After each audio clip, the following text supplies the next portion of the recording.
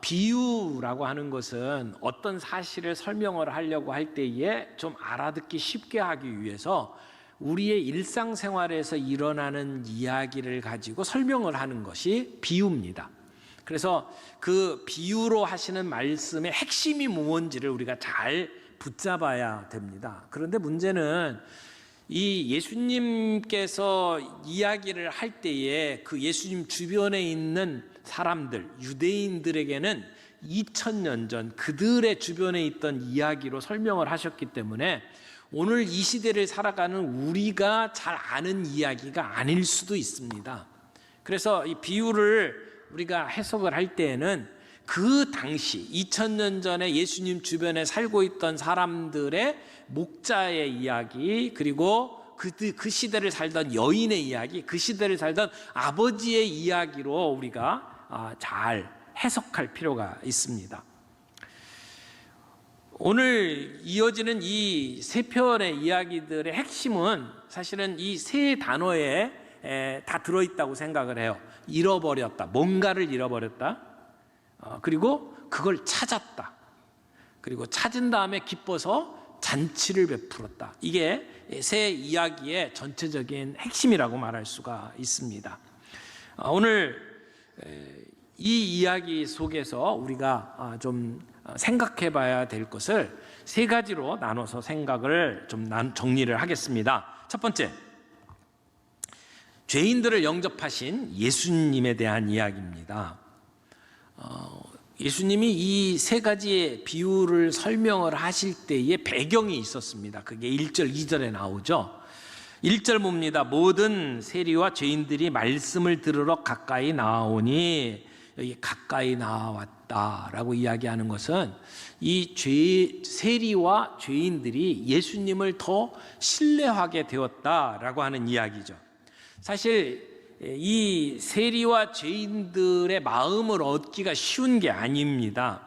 예수님 당시에는 이제 종교 지도자들은 이렇게 세리와 또는 죄인들을 향해서 이 인간 쓰레기라고 생각을 하고, 그리고 그들을 비난했고, 또 그런 욕을 먹고 있던 사람들은 종교 지도자들을 향해서 이 위선자들아 라고 이야기를 하면서 그들을 배척하고 있던 시대였습니다.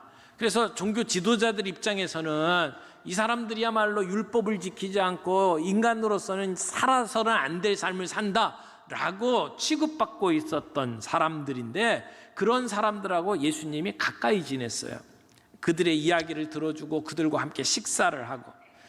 그러니까 종교 지도자들이 가르쳐주는 율법 체계를 따르지 아니하고 좀 이상한 행동을 하고 있는 예수님을 향해서 유대 종교 지도자들은 불순한 혁명가처럼 생각을 했습니다. 그러나 예수님은 그렇게 사회에서 밀려나고 그리고 낙인 찍혀 살아가는 사람들의 마음속에 파고 들어가셨어요. 그들과 신뢰를 구축하셨어요. 그리고 때로는 종교 지도자들이 그들을 향해서 욕을 할 때에 예수님께서는 그들 편에서 그들을 변호하시기도 하셨고, 종교 지도자들의 그 권위에 대해서 맞서시기도 하셨죠. 그런 예수님의 모습을 보면서 이 사람들의 마음이 조금씩 열렸고, 그리고 예수님의 말씀을 듣기 위해서 이들이 몰려 들어온 겁니다. 여러분, 이 종교 지도자들이 성경 말씀을 굉장히 중요하게 여겼어요. 그리고 그 말씀대로 살아가는 게 중요하다고 생각을 했단 말이에요. 시편 1편 1절에서 뭐라고 이야기합니까?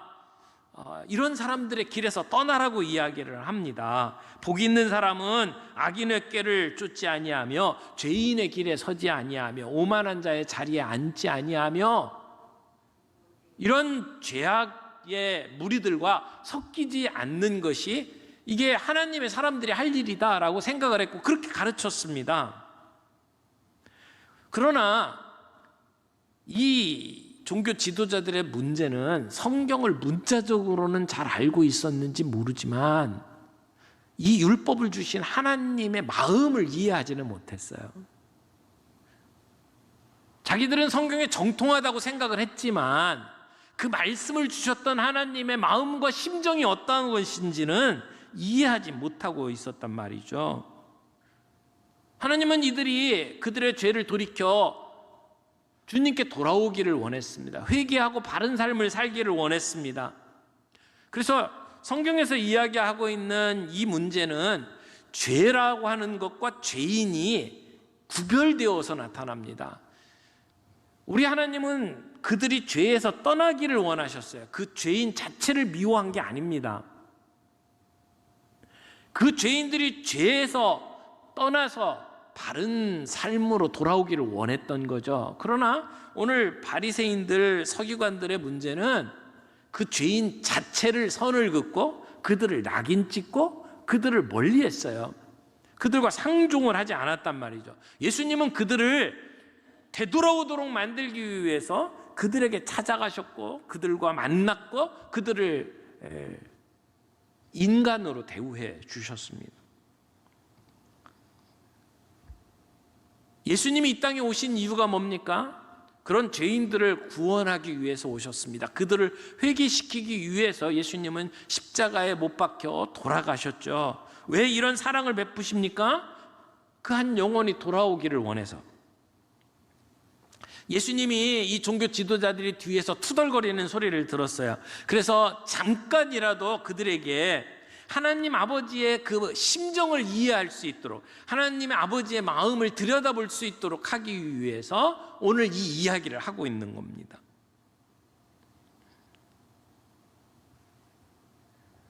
예수님은 세 가지의 비유를 들어서 지금 이 사람들에게 설명을 합니다. 이 이야기를 들어야 되는 사람이 누구죠? 지금 누가복음에서는 바리새인과 서기관들이 투덜거리는 소리를 듣고 예수님께서 이 이야기를 해주셨다고 그래요. 그러니까 누가복음의 상황을 보게 되면 이 이야기를 해주신, 그래서 들려주시고자 했던 그 대상은 유대 종교 지도자들이었습니다. 근데 마태복음에 보면 그 이야기를 듣고 있는 사람들은 제자들이었어요. 그러니까 이 이야기는 제자들에게도 필요한 말씀이었고, 그리고 유대 종교 지도자들에게도 필요한 말씀이었어요. 또 예수님과 함께 있던 세리와 죄인들에게도 이 이야기는 꼭 필요한 말씀이었을 겁니다.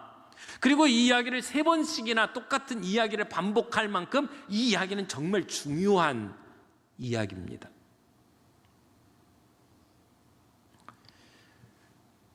유대 종교 지도자들이 성경에 정통한 사람들이었지만, 그러나 한 영혼이 돌아오기를 안타깝게 기다리고 찾아 나서시는 하나님 아버지의 마음은 전혀 이해하지를 못하고 있었습니다.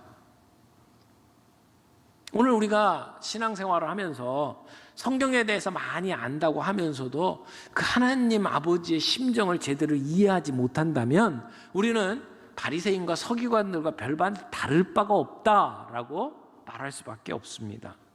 그들을 불쌍한 모습으로 보고 그들의 그러한 삶 속에서 돌이키기를 원하는 마음보다는 우리는 정죄하는 마음으로 그 사람을 찍어놓고 그리고 미워합니다.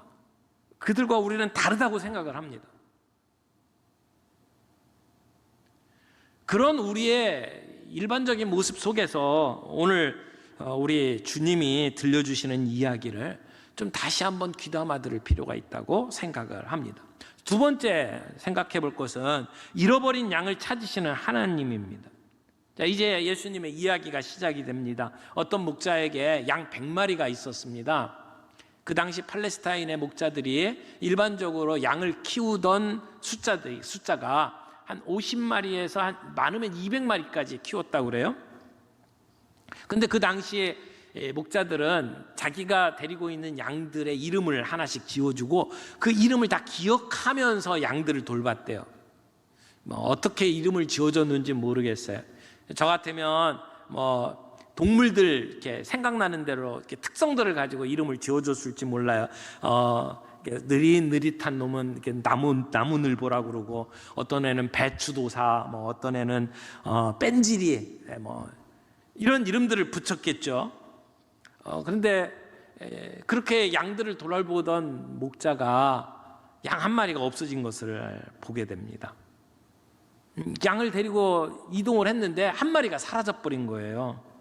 양이 싱싱한 풀을 쫓아서 정신없이 있다가 목자를 놓친 것일 수 있고요. 목자가 제대로 챙기지 못한 이유도 있을지도 모르겠습니다. 어떻게든 양 한 마리가 사라져 버린 거예요. 여러분, 양의 이름을 지어주고 한 마리 한 마리를 돌보던 목자에게 한 마리 양이 사라진 것은 어떤 느낌일까요? 굉장히 당황했을 겁니다. 마음이 아팠겠죠. 우리 같은 양을 키워본 적이 없는 사람들에게는 그 목자의 심정이 제대로 이해가 가지 않을 거예요.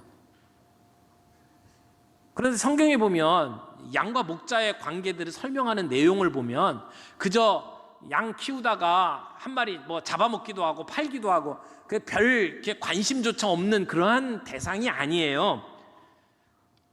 목축업에 종사하던 유대인들이 양을 어떻게 생각했는지를 보면 사무엘하 12장에 보게 되면 다윗이 범죄했을 때 나단 선지자가 다윗에게 찾아와서 이야기를 들려주면서 다윗의 죄를 꾸짖잖아요. 그때 무슨 얘기를 합니까? 어떤 부자가 있는데 양과 염소가 아주 양과 소를 많이 키우던 그런 부자였어요. 근데 그 옆집에는 가난한 사람이 살고 있었는데 그 집에는 양이 한 마리밖에 없었대요.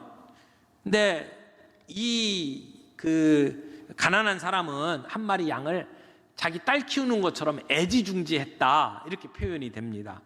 근데 어느 날 부자에게 손님이 왔는데 자기 양 잡아주기는 너무 아까워서 그 가난한 사람이 하나밖에 없는 양을 잡아가지고 그래서 손님을 대접했다는 거잖아요.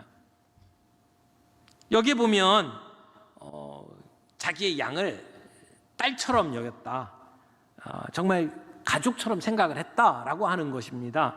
이게 양과 목자와의 관계였다는 거죠. 다윗이 목동으로 양을 돌볼 때에도 목숨을 걸고 그 사자의 입에서 양을 구해냈다라고 이야기를 합니다. 그것을 보면 한 마리의 양을 지키기 위해서 목자가 얼마나 애를 썼는지를 알 수가 있죠. 예수님께서도 선한 목자는 양을 위하여 자기 목숨을 버린다라고 말씀을 하셨어요. 지금 우리들이 가지고 있는 가치 기준에서는 양이 목자를 위해서 쓰임받는 거고 양이 목자를 위해서 희생한다라고 생각을 하는데, 지금 성경에 나오는 양과 목자와의 관계는 목자가 양을 위해서 희생하는 모습으로 이야기가 나옵니다. 그래서 그냥 목자가 아니고 선한 목자라고 표현을 하고, 그 선한 목자 되신 예수님께서 양들을 위해서 십자가에 못 박혀 돌아가셨다라고 성경은 이야기를 하고 있습니다. 그런 관점에서 지금 양이 하나 사라진 거예요. 그럼 목자의 마음이 어떤지 우리가 상상할 수 있을 겁니다. 그 양을 찾으러 떠납니다. 99마리 두고 그리고 한 마리 양을 찾기 위해서 목자가 길을 나섭니다. 되돌아왔던 그 길들을 찾아갑니다. 그리고 혹시 가시덤불에 이렇게 옴짝달싹 못하고 있지는 않은지, 혹시 늑대에게 잡혀가지 있지는 않은지, 온갖 걱정을 하면서 그 양을 찾아 나섰겠죠. 99마리는 어떻게 했을까요? 성경에서는 이 99마리에 대한 이야기를 분명하게 하질 않습니다. 아마 안전한 데 있든지 아니면 누구에게인가 맡겼겠죠. 다윗이 형들이 있는 전쟁터에 심부름 나왔을 때 형들이 그러잖아요. 네 양떼는 어떻게 하고 여기 왔느냐라고 이야기를 합니다.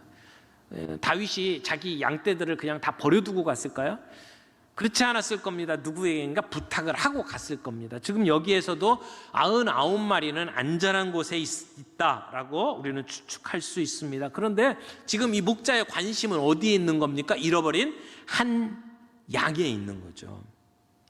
잃어버린 양에 대해서 목자가 느끼는 감정에 대해서 지금 관심을 두고 있는 겁니다. 그냥 있을 때는 가치를 잘 몰라요. 그런데 잃어버리게 되면, 사라지게 되면 그 가치를 알잖아요. 한 마리가 얼마나 중요한지 목자는 그 양을 걱정하면서 양을 잃은 슬픔, 두려움, 이런 것을 가지고 양을 찾아 나섭니다.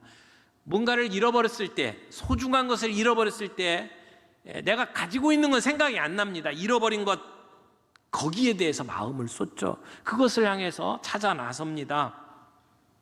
잃어버린 것, 거기에 마음을 쏟으면서.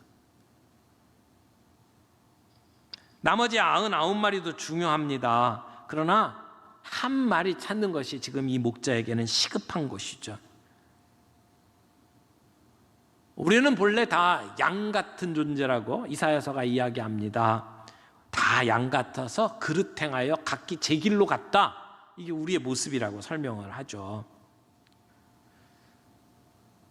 그 잃어버린 한 양을 찾기 위해서 하나님께서는 독생자 예수 그리스도를 이 땅에 보내시고 십자가에 못 박혀 죽도록 만드셨습니다. 오늘도 예수님은 우리를 찾고 계십니다. 마치 에덴 동산에서 아담을 찾으시는 하나님께서 아담아 내가 어디 있느냐라고 부르시는 것처럼 한 사람 한 사람을 찾으십니다. 하나님의 마음속에는 그 한 영혼이 정말 중요한 것이라는 거죠. 그리고 그 잃어버린 것을 찾기까지에 찾는 것을 멈추지 않으시는 하나님의 모습이 여기에 강조가 되고 있습니다.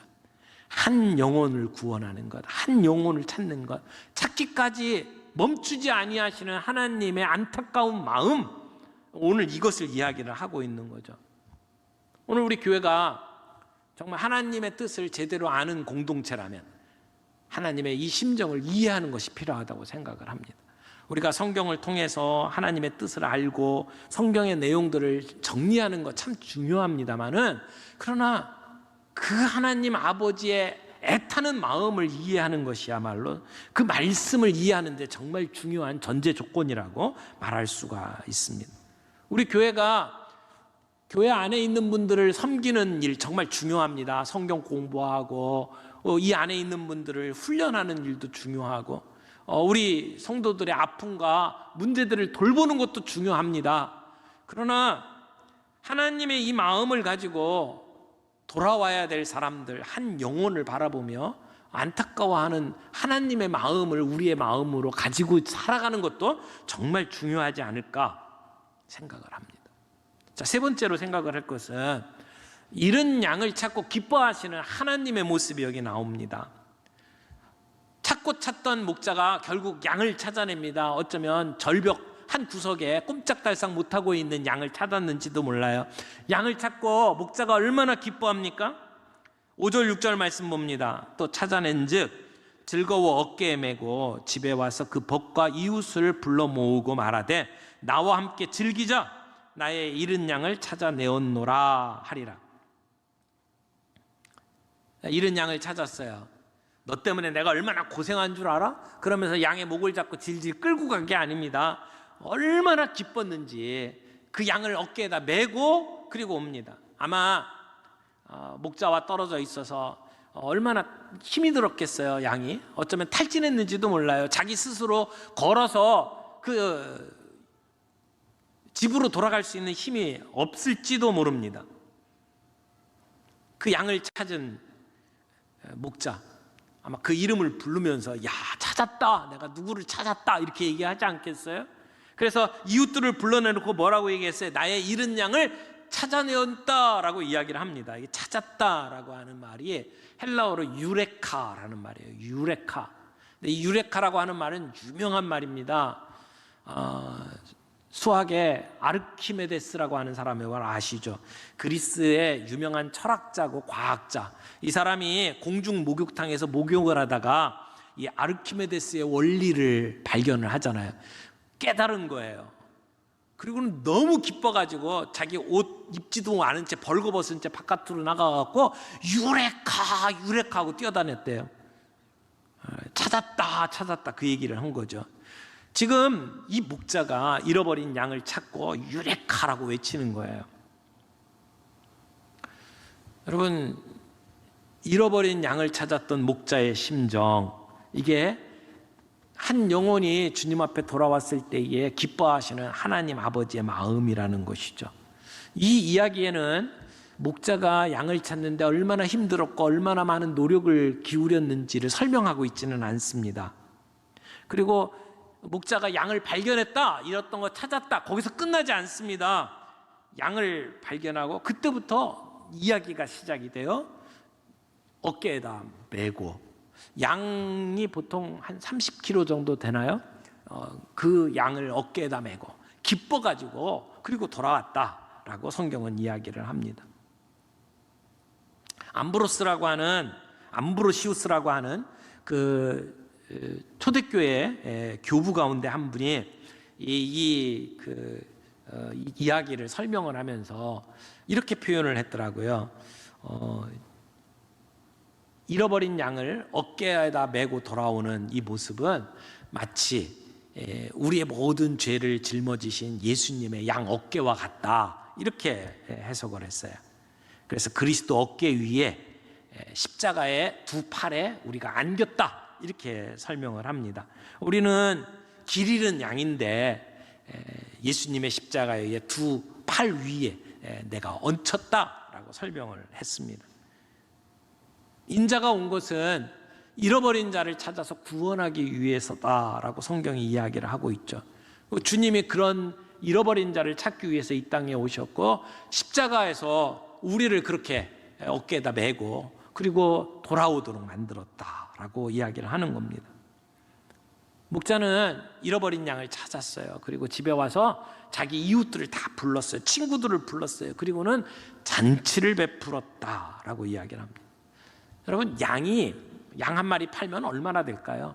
그래서 양을 팔아가지고 얻는 가치보다 지금 양을 찾은 것이 너무 기뻐서 자기 이웃들, 친구들을 불러서 큰 잔치를 베푸는 모습으로 이 얘기가 진행되고 있습니다. 본문의 비유를 보게 되면 너희 중에 어느 사람이라고 하는 표현을 쓰고 있어요. 우리 중에 누구든지 다 이와 같은 심정을 가지고 잃어버린 자를 찾아 나서는 것이 필요하다라고 말하는 것이죠. 지금 이야기를 듣고 있는 제자들에게도 주님이 이야기를 하는 겁니다. 하나님 아버지의 마음이 그렇다면 너희도 그 마음 가지고 잃어버린 영혼들을 대하는 것이 필요하다는 것이죠. 오늘 우리 교회의 우선순위가 뭡니까? 우리 교회 안에 있는 성도들을 돌보는 일, 훈련하는 일, 자녀들을 교육하는 일, 그리고 우리의 필요를 채워주는 일도 교회에 정말 중요한 일이지만, 그러나 교회의 정말 중요한 우선순위는 그 하나를 찾아 나서시는 하나님의 마음, 하나가 돌아왔을 때 기뻐하시는 하나님의 마음을 가지고 그들을 찾아 나서고 그들에게 복음을 드러내는 것이 교회의 우선순위가 되어야 된다라고 이야기를 하는 겁니다. 교회 안에 있는 99명의 성도들보다 잃어버린 한 영혼을 바라보며 그들을 섬기는 것이 교회의 우선순위가 되어야 된다라고 이야기를 하는 거죠. 어떻게 보면 엉터리 계산입니다. 말이 안 되는 거예요. 수학적으로 맞지 않는 겁니다. 그러나 이게 하나님이 원하시는 일이라고 이야기를 하는 겁니다. 그러므로 오늘 교회가 잃어버린 한 영혼, 사회적으로 매도당하고 매장당하고 그리고 손가락질 받는 사람들을 향해서 교회가 다가서는 것, 그들을 끌어안고 그들에게 복음을 함께 나누는 것은 우리의 가치관 속에 정말 중요한 위치를 차지하고 있어야 된다.